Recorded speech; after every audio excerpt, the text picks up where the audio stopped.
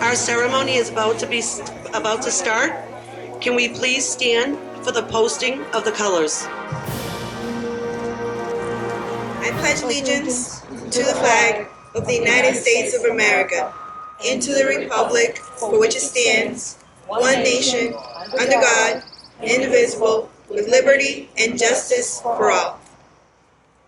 Can you see by the dawn's early light what so proudly we hailed at the twilight's last gleaming, whose broad stripes and bright stars through the perilous fight o'er the ramparts we watched were so gallantly streaming,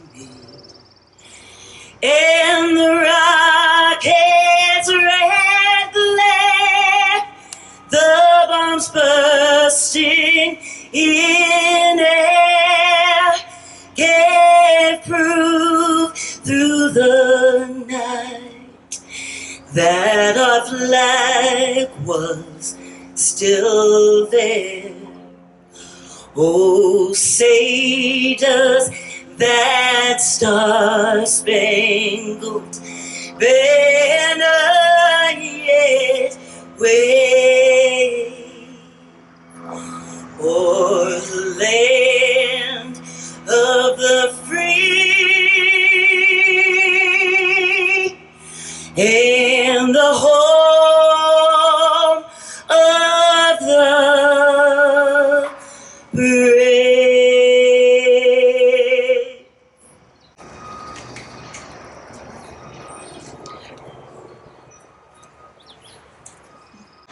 Please remain standing as I ask Reverend Dr. Sandra Whitley to please come up and give our invocation. Glory to you, our Creator, for this wonderful celebration, this recognition and appreciation for your creation. We thank you, Holy God, for all that you are and you continue to be, and for you allowing the gathering of the freedom fighters. We thank you and we give you all the glory, the honor, and the praise. In your Son's name we pray. Amen. It is my pleasure and my honor to introduce the first female secretary for the Department of Veterans Service, my boss and my friend, Madam Secretary Poppy. Thank you, Susan. Thank you to you and everyone on the steering committee for our first live event since March of 2020. You have had several, with all of the support of the committee, several virtual events and training events. We had a virtual conference, but it is so nice to see everyone here in three-dimensional, everyone here in person on this beautiful day in this beautiful town of Sharon, the home, or one of the homes, of Deborah Sampson. Today, we are joined by Representative Mcmurtry, I believe Representative Vieira, Representative Phillips. We have Commissioner Robert Santiago from the city of Boston. We have Representative Turco here today. We also have General Driscoll here representing the Army National Guard, or the National Guard. We also have Joan Clifford here, Director of the Bedford VA. She is here with women from the Bedford VA, and one of those ladies, Margaret Klessens, you might remember, is one of the first veterans to receive the COVID-19 vaccine. So brave, valiant women that we have here with us today. We also have June Newman and Stephanie Landry from the Governor's Advisory Council on Veteran Services. We have Tom Lyons, the chairman of the Governor's Advisory Council on Veteran Services. The Governor, June and Stephanie are from the Governor's Advisory Council on Women Veterans, who brought life to the network and made the network what it is today. And Tom Lyons, not only being the chair of the Soldiers Home in Chelsea, is the chairman of the Governor's Advisory Council on Veteran Services. And I see we have American Legion Commander Jody Pajic. I also see we have a DAV Commander, Olivia Walsh. And we have so many of you here today. And if I have missed anyone, please know that you are all in my hearts. And we are so thankful that you have taken the time to come here today. You know, normally we meet at the State House. When Susan first said, I don't think this is going to work, we're going to have to go to, you know, maybe let's go to Sharon. I'm like, who's going to go to Sharon? Well, obviously, I was wrong. A lot of people came out here. It's my very first time. And so it's nice to be here with all of you today. So today we are honoring women veterans. We have over 22,000 women veterans in the Commonwealth of Massachusetts. As you all know, women veterans are the fastest growing population of veterans, representing over 7% of the veteran population and 20% of active military recruits. And we know that that number will grow now that a lot of the restrictions have been lifted. And we've certainly seen changes over time. I see some of the lieutenants here, some of the sergeants that are here, probably thinking, how am I balancing all of this? My family, my education, my schooling, my military service. And some of the other women who are here with you today didn't have that opportunity to make that choice. They had to choose, if I want to get married, if I want to have children, then I have to leave the military. So those women are the pioneers for what you've all been able to achieve. We have so many veteran service officers in attendance today. When I first came to the department back in 2008, there were a handful of women VSOs, veteran service officers. We now have 32 women VSOs.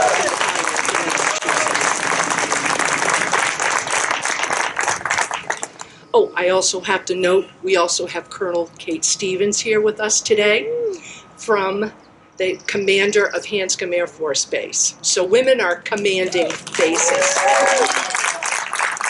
And has chosen, I think, that she will retire here when that, a long time from now, because we want to have her as the commander here for a long time, but has chosen to, will be retiring with her husband here. So we have seen, you know, women have come a long way, and that is through the support of all of you and all of your organizations. We have such wonderful collaboration with the Federal Department of Veterans Affairs. I do have to give a special shout out to Joan Clifford, who has been immensely helpful to us, both Bedford and VA Boston during the pandemic. And for our partnerships with the legislature and all of our state and federal partners and the military. So my favorite part, because we all come from many different backgrounds and many different services. If you're able to stand or raise your hand or just make noise, with a birthday coming up this Monday, where are my Army soldiers?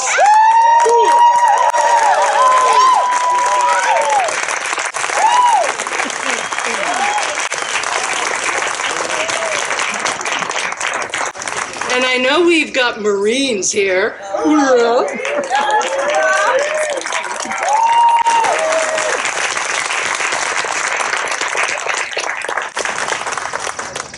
And if you are serving or have served in the Navy,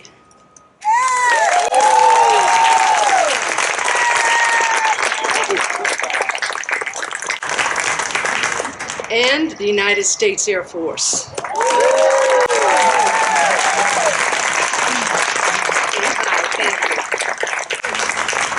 And Semper Paratus, do I have any of my Coast Guard here today?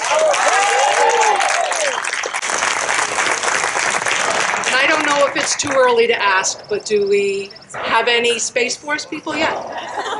No? Okay. We will, though. And I also see that we have representatives from the Gold Star Wives and Gold Star Mothers here, so thank you very much for joining us here today.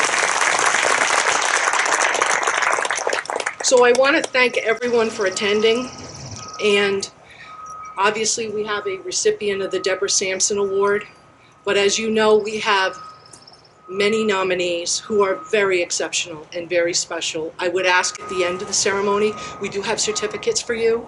So if you are here and you are the nominees, please do come up and get those from us.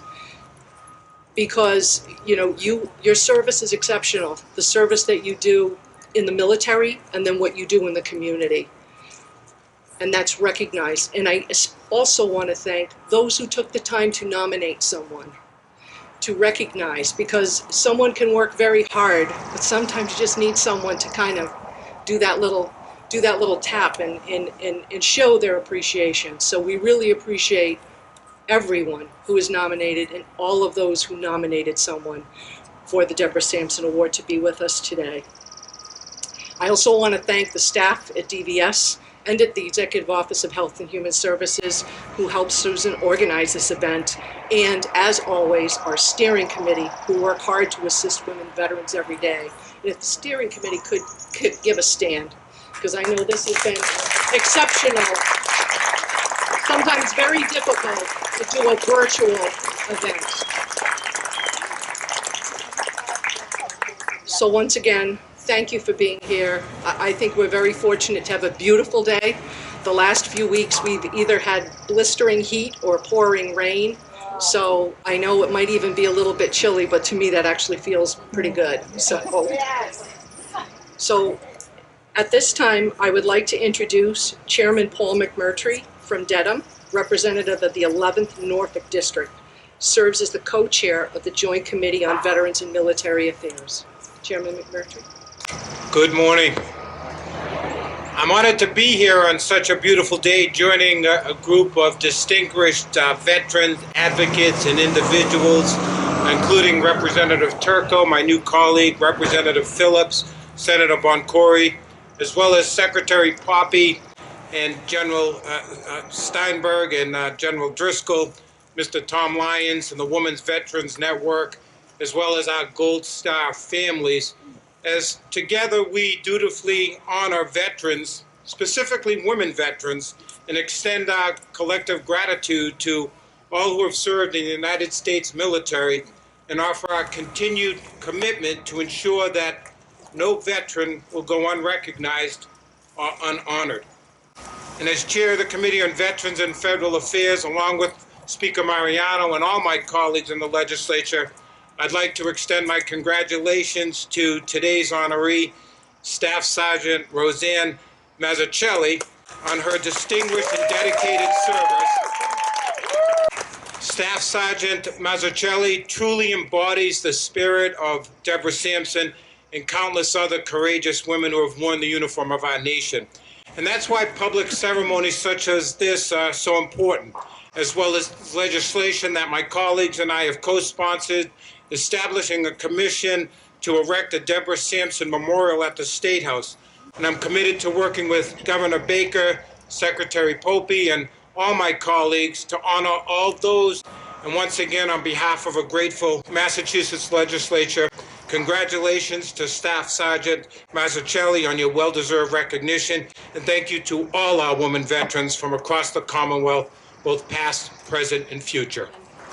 At this time, I would like to introduce Senator Joseph Boncory, who represents the 1st Suffolk and Middlesex District. Secretary, thank you so much, and thank you for your service. General Colonel, it's wonderful to be with you and all the veterans here today on a beautiful day in Sharon, Massachusetts. I'm so honored to be here, along with Chairman Mcmurtry, Representative Turco, Representative Phillips. Massachusetts is the #1 state in this entire nation when it comes to service of our veterans.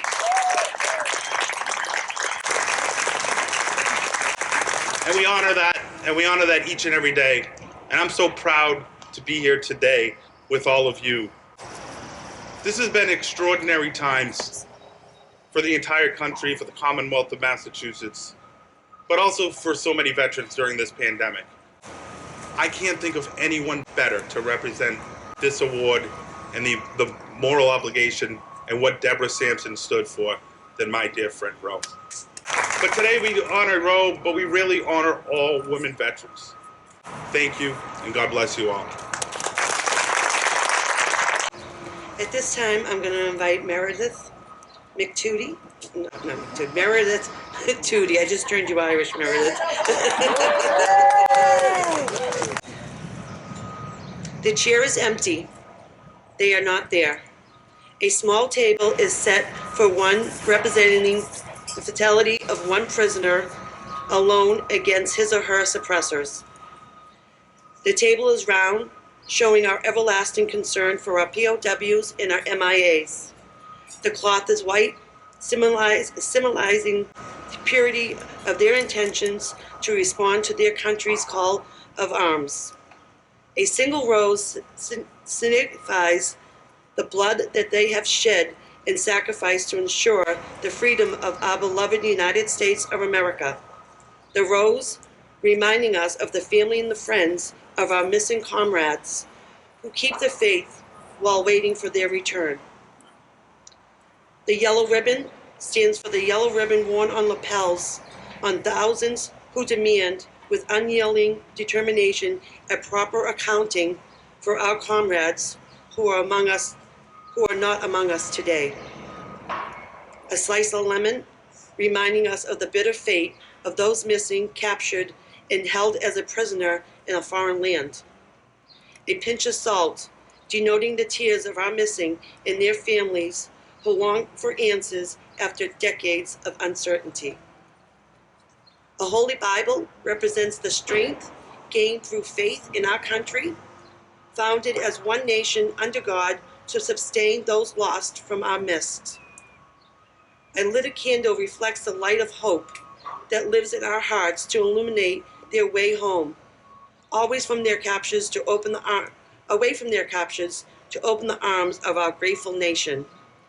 I would like to take a moment of silence and recognize women veterans who have passed away this last year: Marion Sheridan, Lillian Aaron, Gloria Tuberisky, Judy Garland, and Priscilla Foncio.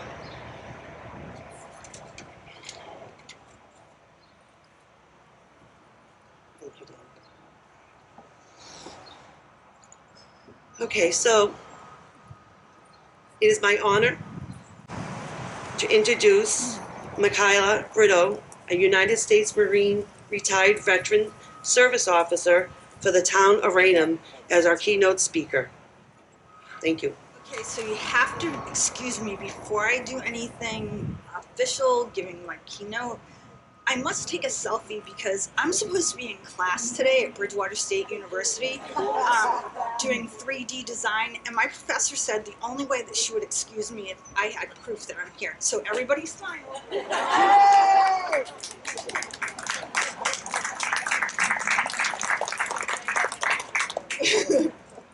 Good morning, honored guests, elected officials, my fellow veterans, the Women Veterans Steering Committee, Madam Secretary, yes, Madam, Cheryl Poppy, and especially to our outstanding female service member, Veteran of the Year, my dear friend, sister in arms, and most importantly, in self-proclaimed title of Rabbit, Auntie, and the woman who I'm never going to be able to say her last name. So, no matter how long we've been friends, no matter how long I try, the beautiful Maz. First of all, I'd like to mention what I'm wearing today. I know you all know your primary color since you were a young child, but I need to point out that I'm wearing red. Yes, red. If you're not sure why, I'll explain this to you. Fridays, most veterans and supporters of veterans wear red. You ask why red? Remember everyone deployed. Remember those who are far away from their families, no matter where in the world they are, be it deployed to far-off lands or across the country, in places like 29 Palms, California, which are more than a far-off land, it's like a second realm. Let them know they're remembered. So please, let's take a few seconds to remember them. Thank you. About 6 weeks ago, I was having a conversation with Susan, our director of Women Veterans Network, about who I thought would be a strong keynote speaker. I told Susan, let me think about it, and I would get back to her. Or so that's what I thought I heard she said. If I knew somebody, well, we spoke for a few more minutes, and we were hanging up. She said, well, Madam Secretary would like to know before the end of next week if you're going to be speaking or not. Excuse me? She goes, and then this way gives us enough time to find someone else to speak. And of course, the following few words that came flying out of my mouth aren't appropriate to say right here. So basically, I thought COVID must have gotten to both of their brains, or that I might have been the backup speaker. I then argued with Susan for another 30 minutes or so, and I was trying to tell her why I was not the perfect candidate to be giving a keynote speaker. She said, wrong.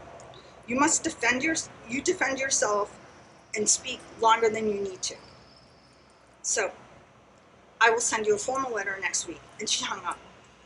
I just stood there staring at my phone, wondering if we really just had this conversation or not. Well, here we are, and that's how I became your keynote speaker. Nothing like some peer pressure, Madam Secretary and Susan. Almost 2 decades ago, I wrote the following words for an article featured in VA and Military Medicine Year in Review, and it was titled The Female Veteran.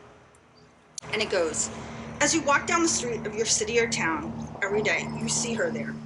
A woman who's a business manager, a healthcare worker, or any number of other skilled professionals. You think that she's probably someone's mother, daughter, sister, girlfriend, or a wife. And you might be right. What you probably don't realize is that she's also been someone's commanding officer, a wingman, a heavy equipment operator, or a supply clerk. But she is the woman veteran. These words ring loud and clear here on this beautiful day in Sharon. This community had an extraordinary heroine who lived here by the name of Deborah Sampson, for whom this award is named after. For those of you who are asking who Deborah Sampson is, and I'm stealing her thunder just like Susan and the Secretary stole mine, she's the first female to run away and join the military here in Massachusetts during the Revolutionary War. But of course, she couldn't come straight out and say, hi, I'm Deborah and I would like to fight. Deborah then set the glass ceiling so high for women who came behind her. Deborah was the first woman to receive a VA disability payment for injuries she sustained while fighting. They weren't going to give it to her at first because there were no records of her serving, so she fought to get the benefits she deserved, which opened up the path for so many women in the military to come after her. If Deborah had never started the path with her own 2 feet, the women service members and veterans here and across the globe would not be able to do the things they do today. At this stage, we have the first female Secretary of Department of Veteran Services for the Commonwealth who served a distinguished military career. And the list goes on for what women have done and will continue to do to make a name for themselves. According to the Department of Defense, just over 14% of the armed forces is made of women. From Deborah Sampson in the Revolutionary War to current-day global war and terrorism, women are making their marks. For the first time in history, we have women who are in the infantry, artillery, tank commanders, special operations, and so much more. The military job fields are no longer closed to women. Women have proved they deserve a place side by side with our male counterparts. At the tender age of 17, I joined the Marine Corps. Why, you ask? Because it was the only branch that didn't want to hand something to me on a silver platter. I did get to pick out my MOS field, but not the exact MOS. But I told aircraft specialties, which consisted of flight clearance base operations, crash fire rescue, and expeditionary airfield systems technician. I was the first female to report to Marine Corps Air Station Fatima as part of the EAF team. That shock, and I worked side by side with crash fire rescue. It was quite a shock to the 51 other crewmen that this 110-pound, soaking wet female who walked through the crash crew barn doors was me. To me, it didn't matter if I was a little girl, as my gunny called me many, many times. I knew I had a job to do as a member of the crew. If I didn't do my job to the best of my ability, then someone else's life could be and would be in danger. I only tell you this because I know every woman who has put on a uniform in the past or continues to do so is because we were willing to sign that dotted line and give to our country all that we can, up to and including our lives. I served my beloved Corps for almost 7 years, but my service has not stopped. When I left active duty, I attempted to melt back into society, and it was challenging. My expectations of people and situations presented me were still at the standards of when I was in the military. When people would ask me why I do the things I do and why I was such a perfectionist, usually my reply was, we didn't do it this way when we were in the military. We had to do things the right way. As more people were made aware of my military service, I would get the nod of the head or the occasional thank you for your service after it was brought up. However, I often felt as if they were being dismissive of my contributions. On the other hand, my male counterparts received praise and recognition for their service. When I got back home to Taunton, my dad told me that we needed to go see the Veterans Agent at City Hall to give them my DD-214. I couldn't think of why someone else would need my discharge papers, but okay, off we went. When we got there, we went to the basement of City Hall. Dad introduced me to Armand, who was the Veterans Agent. Dad said he was there to help get me my benefits. I just stared at my dad because I was already enrolled in VA healthcare, and I already was getting my VA disability. Here in the Commonwealth, we are very unique in that each community must have a veteran service officer, and you must be a veteran to hold this position. That means a veteran represents all 351 communities of the Commonwealth to assist our veterans, their families, and surviving spouses. I'm telling you this because if you are a veteran or a spouse of a veteran, go see your VSO. You can find their names on the mass.gov website.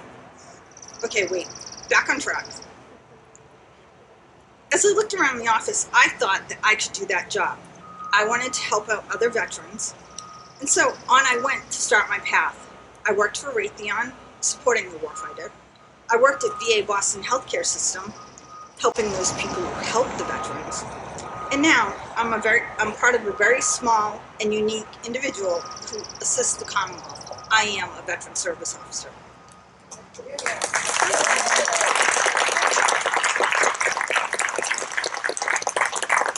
VSOs are very unique creatures.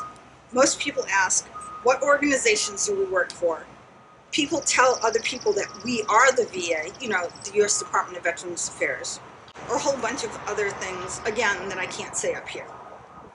When people think of VSOs, they're thinking of grumpy old men sitting behind a desk, drinking coffee with the boys while sharing, when I was in the service, and they had their stories. Oops, sorry, Paul. Just gave away your secret here in Sharon. VSOs are veterans helping veterans, and yet every day we get to support part of the 1%ers of our country, those who fought, fight, and will continue to fight to keep our honor clean. Wait, I think that's a Marine Corps hymn, sorry. And yet, as the number of women grow in the military, and now in the veterans community, it only is fitting that the number of female VSOs is growing at the same rate. As I stated earlier, a service member or veteran who happens to be a woman, again, might be someone's mother, daughter, sister, girlfriend, wife, or as a lot of my friends here call us, battle buddies. As we women need to remember, not only do we need to take the time to take care of ourselves, we need to take care of each other. When we see a sisters-in-arms who's down on her luck, struggling with the simplest of tasks, worried about how she's going to be able to feed her family or a million other things, we must remember to reach out a helping hand. If you need to sit down on the ground next to them and be silent, if you need to be that shoulder to cry on, then be it. Or just somebody to vent and bounce ideas off, be there. Be that person. Women veterans are a feisty breed. We're just as much alphas of the pack as any male in the same role. Don't be fearful of what others might think of you. As Nike says, just do it. Be that woman who can count on others to get the job done. Be there to love and support each other while keeping our 10 feet of distance, social unless you're vaccinated. Give mad props to our sisters when we see them do something great, and be that person who says, who is it? Do I need to beat them up for you? Again, as the number of women veterans grow, or women in power grow in general in the coming years, be that someone who's going to be there to help them grow, even if it means you are being overshadowed at the same time. Be like that small flower in the forest that's being protected by the shade of the tall trees. Be that one sister helping sisters and not keeping them down. And there you have it. I've spoken long enough to be your keynote speaker. Thank you to all of those who've come out to support our 2021 Massachusetts Women Veterans Appreciation Day and our 2021 Deborah Sampson Awardee, Road from Winthrop. God bless you for coming home in our military. Thank you, Michaela. So, as you all know, we're here for Women's Veterans Appreciation Day, but we also take this day to recognize Deborah Sampson with an award named after her. But how do I tell you about Deborah Sampson? I don't know, but I have someone that can. Janet Parnes, the founder of the historical portrayals by Lady J. Janet Parnes, has been training women from American history for more than 15 years. Through her portrayals, audience come to appreciate and contribute an influence of our fourth mothers in the colonial, federalist, and Victorian era. Appearing today as Corporal Deborah Sampson, Janet offers a glimpse into the life of a woman after whom the Deborah Sampson Award is named.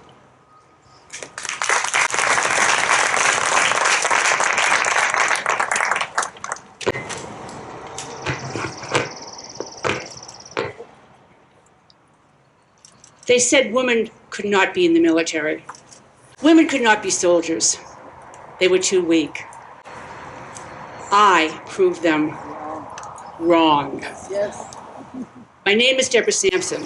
I'm the only woman known to have disguised herself as a man and serve in the Continental Army without getting caught. My life has spanned 69 years. How do I tell you about myself in but a few minutes? Well, I shall answer some commonly asked questions. People ask, how did you become a soldier? Well, I was born in 1760 in Plimpton, Massachusetts.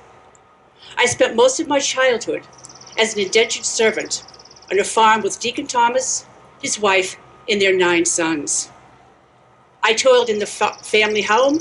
I toiled in the fields. As such, I learned the value of hard work and commitment. When I was 18, Deacon Thomas said to me, Deborah, you are free. You are free to go and do as you please. Do as I please? Go where I please to go? But I thought, where will I go? What will I do? As a woman, my options were few. So I became a weaver to support myself. Now note, this was 1779. The war for independence was well underway. I saw fathers and sons, my own brothers, going off to fight. I wanted to help the colonies become a country. I thought the best way to do this would be to do what they are doing, serve as a soldier. There was an impediment for me, however. I knew that in order to achieve this dream, I would have to convince everybody that I was a man. And I did. On March 23rd, 1782, in Bellingham, Massachusetts, dressed in men's clothing, I enlisted in the Continental Army as Robert Shirtliff, a name that is so common, no one would take note of its bearer. I became a soldier. A soldier with a heavy secret. A soldier who was not only afraid of being shot, she was equally afraid of being caught. At West Point, I was assigned to the 4th Regiment, Massachusetts. Shortly thereafter, I was promoted to corporal and assigned to the light infantry. Now, the duty of a light infantry soldier was to scout. So we would travel ahead of the army, trying to determine the enemy's whereabouts, their plans. We were always closest to the enemy lines. Being a soldier in the light infantry was considered the most dangerous position in the army. For me, it offered a measure of safety. You see, the light infantry was the last place anybody would expect to find a woman. People ask, did you ever get injured? The most notable injury occurred in a small skirmish. I was sliced in the forehead by a saber and shot in the shoulder. In spite of my vehement protests, a fellow soldier took me to the hospital. I allowed the doctor to treat my forehead. Of course, I said nothing about the bullet in my shoulder. I could not. Legend has it, I dug that bullet out myself. People ask, what did you do after the war? In November of 1783, I was honorably discharged at Fort Knox. I moved to, coincidentally, Sharon, Massachusetts. Here I met my husband, Benjamin Gannett. We settled down and we raised a family. Our farm was too small to support us. By 1800, my children had grown. I was starting to become concerned about my reputation. You see, word had spread that Robert Shirtliff was, in fact, Deborah Sampson. I thought, what do people think of a woman who has served as a soldier? Do they think I spit on the street and cursed? I wanted people to know the truth about who I was and what I did. The only way to ensure that was to tell the story myself. So I traveled and spoke. My first talk was at the Federal Street Theater in Boston. I then traveled to Providence, Rhode Island, and throughout New York. I became the first woman to speak and travel alone. Now understand, I did not know if anybody would have any interest in learning about a woman who had been a soldier. It turned out most folks did. The rooms were packed. People were even willing to pay to hear me speak. After a year, it was time to return home and resume the battle. The battle for the monies due to me. The battle for back pay. I'd applied for back pay in 1784. It was 1801. I had not yet received it. I reapplied. And funds became available over the years. There was a fund for soldiers of diminished capabilities due to injury or sickness. There was another fund for soldiers of reduced circumstances. Paul Revere interceded to help me on this. He described me as impoverished, which was true. So I started a cycle of apply, be denied, reapply. It was like a wheel that I turned over and over and over. I see you nodding.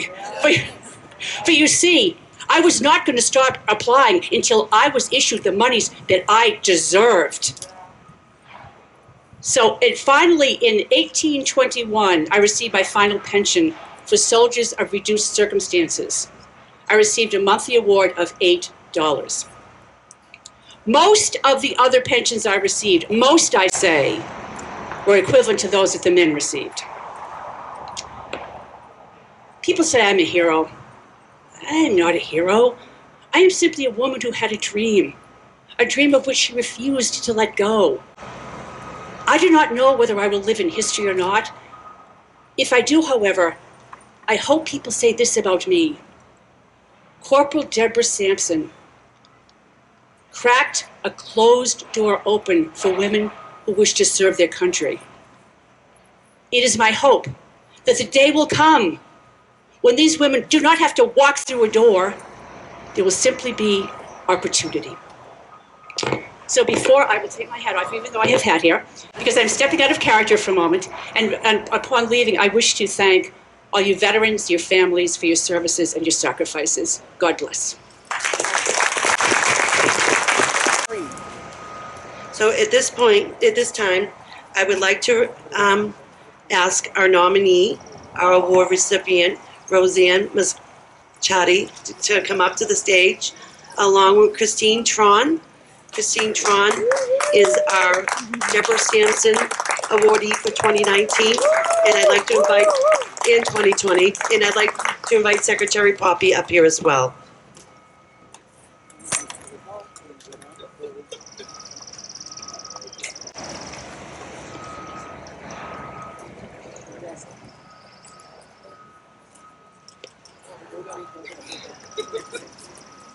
So just so you all know the process of this, this is a nomination process. Anyone is invited to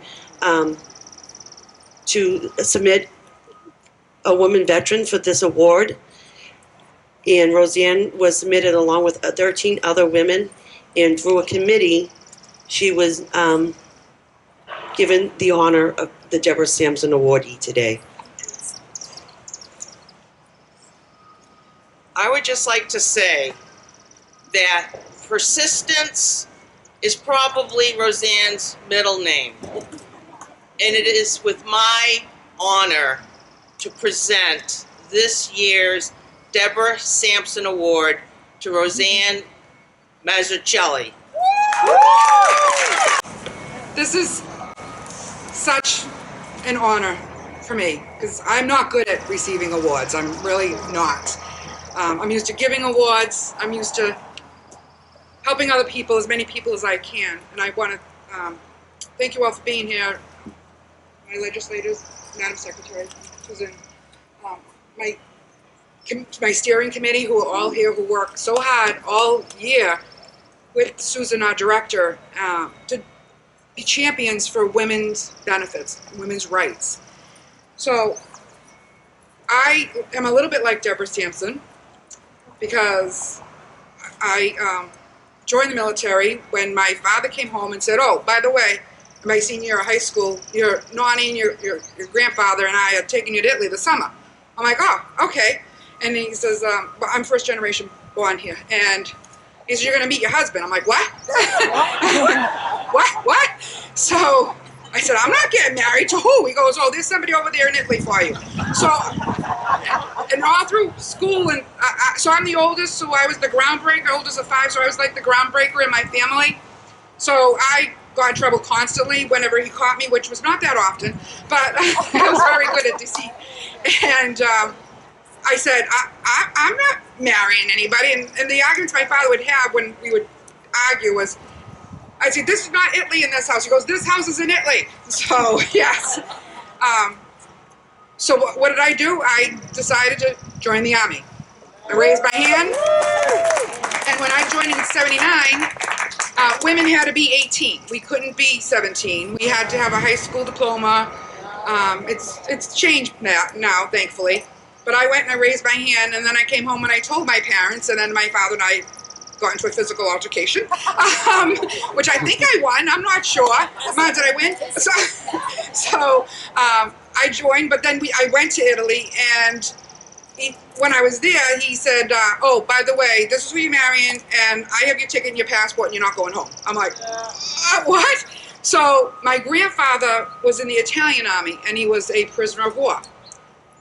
And I was the oldest grandchild, and I think I was the favorite. And he convinced my father to let me come home. And I came home 5 days before I shipped to basic. And then my father found out that I wasn't coming home for Thanksgiving. And he tried to storm Fort McClellan, Alabama. So, yes, so I came home. I became an MP, military policewoman in Germany. I went to Germany, combat MP. And then I came home. And in 1984, there was a directive that came out and said no more females in combat MP units. So I said, all right, what do I do? And my commander at the time says, well, you could go officer, or you could go CID, or you could pick another MOS. I said, or I could get out, because I did my time. And he said, oh, no, that's not an option for you. So I said, all right, I'll join CID, and I went through the process, a very long process, where I got my top secret clearance. I got my gold badge, which I am extremely proud of, and I became a federal investigator, protective service, and I met the female investigator who investigated my family, and she said, your family is the most closed-mouthed family when it comes to people asking questions. So, and I said, half of them don't speak English, so I don't know how you got through.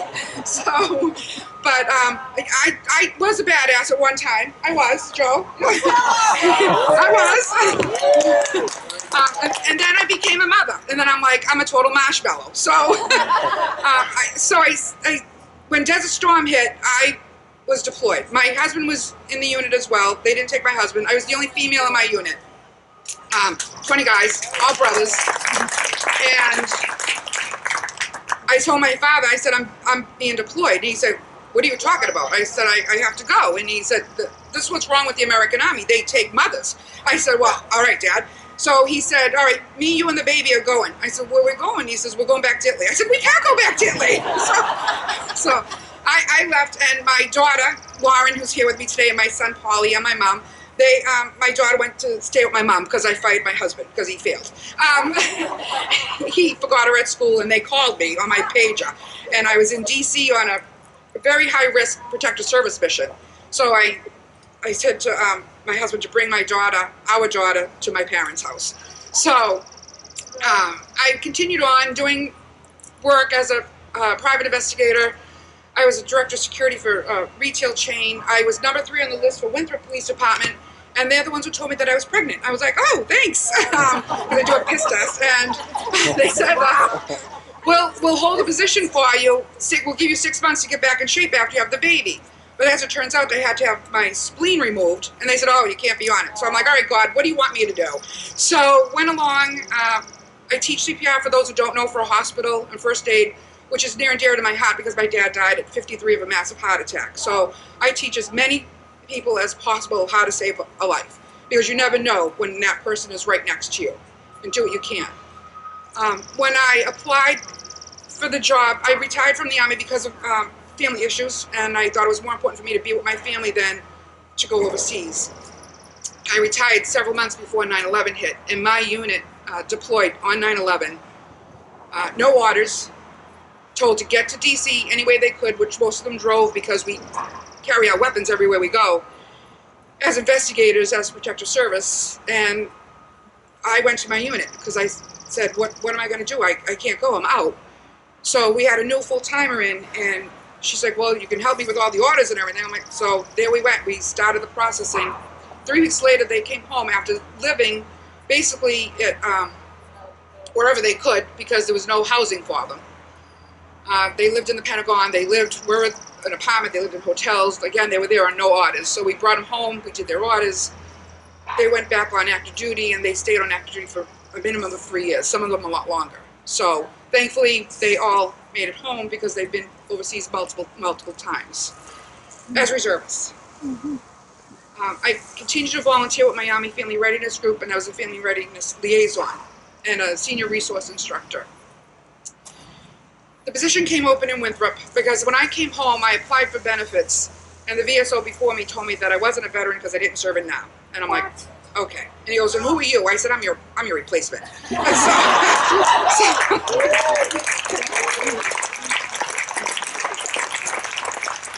So I became his replacement in 2013, and I'm a one-woman office, and I won't stop. I became a badass again for my veterans in my town.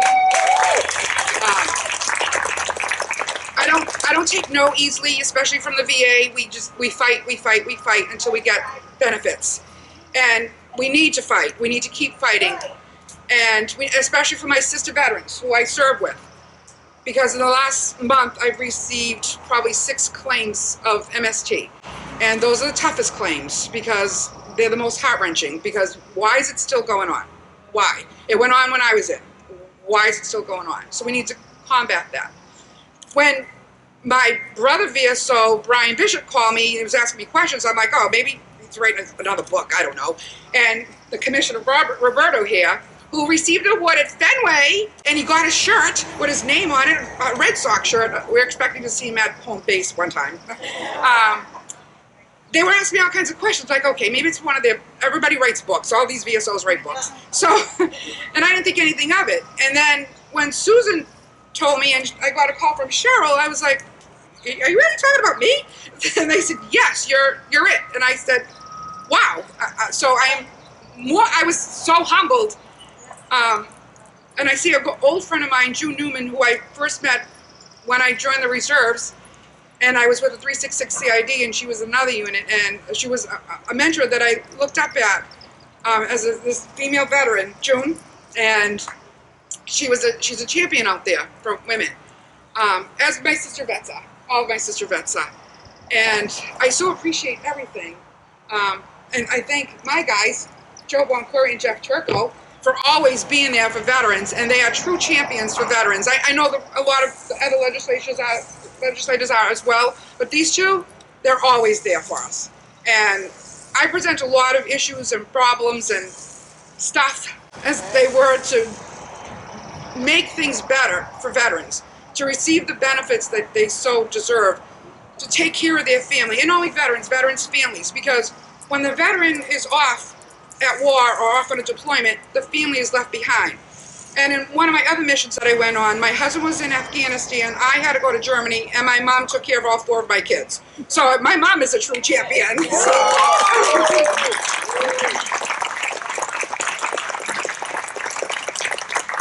And it's important to become someone's family if they don't have family.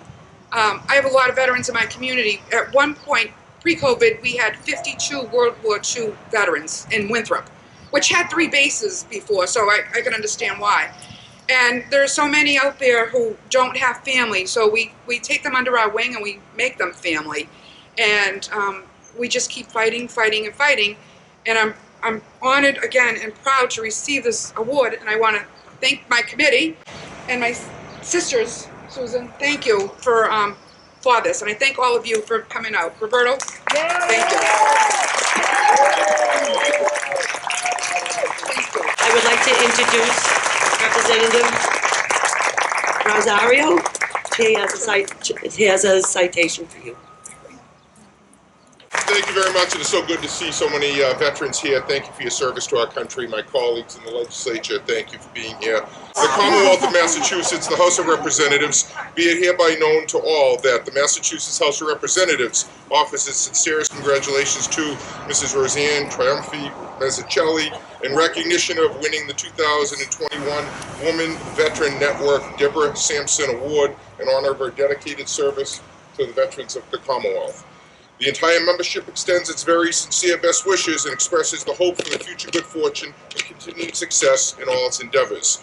Given this day, the 11th day of June 2021 at the State House, Boston, Massachusetts, by Ronald Mariano, Speaker of the House, offered by Jeffrey Rosario Turco, State Representative. Thank you.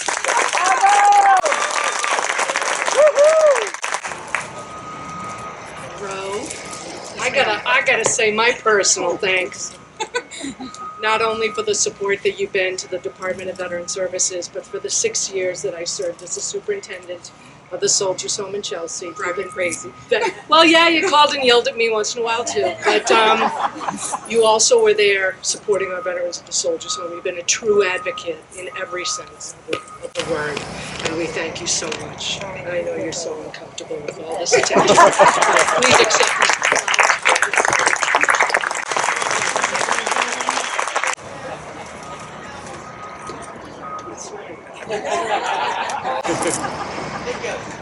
Thank you. Thank you. Thank you. Oh, more. Now, earlier I told you how fortunate we are in Winthrop, and I think you all know now, after hearing from this total badass. I'm so proud of you, Rose. On behalf of the Massachusetts Senate, Senate President Spilka, State Senator Paul Feeney from Sharon, and myself, dear friend Joe Montgomery, congratulations.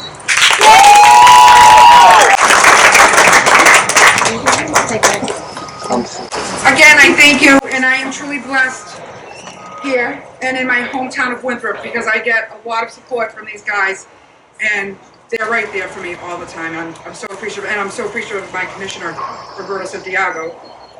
So thank you all. Thank you. So this is my part for my closing remarks, and I do have a speech prepared. But between Madam Secretary and my keynote speaker, Michaela, and our awardee, they all took a little piece of my speech away. No, but well, this is the most important thing that I would like to say is that you've heard from all these women today some of the struggles that women veterans have in the military, and they also have them when they're coming out of the military. Transitioning for a woman veteran is not an easy as it seems.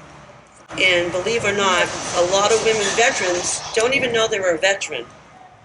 They think because they didn't go overseas, stationed overseas, or they didn't see wartime, that they are not able to collect the benefits that they have earned.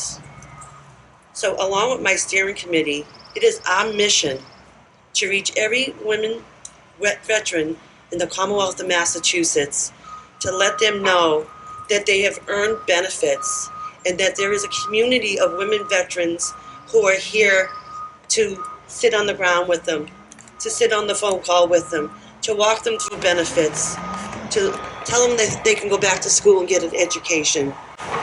And I would ask your help today to put that word out there, that there's a Women Veterans Network Committee with the Department of Veterans Services. We have a steering committee, and we are anxious to get back out there and let these women veterans know that we're here, and we're here to serve them. And with that, I would like to invite Reverend Dr. Sandra Whitley back up for our benediction, please. Thank you, thank you. Well, I want to say this. In the Word of God, it does say, for everything there is a season and a time for every person, every purpose under heaven. A time to be born and a time to die. A time to plant and a time to pluck up that which is planted. A time to kill and a time to heal. A time to break down and a time to build up. A time to weep and a time to laugh. A time to mourn and a time to dance. A time to cast away stones and a time to gather stones together. A time to embrace and a time to refrain from embracing. A time to seek and a time to lose. And a time to keep and a time to cast away. A time to tear and a time to sow. A time to keep silence and a time to speak. A time to love and a time to hate. A time for war and a time for peace. As we have been in this pandemic, and I am just so happy, glad that we are here today, and we want to give a round of applause to Susan, who was worried about whether or not. May your glory, majesty, and power and authority go before us. In the name of your Son, our Savior. Amen. Standing, we are going to have a retiring of the colors.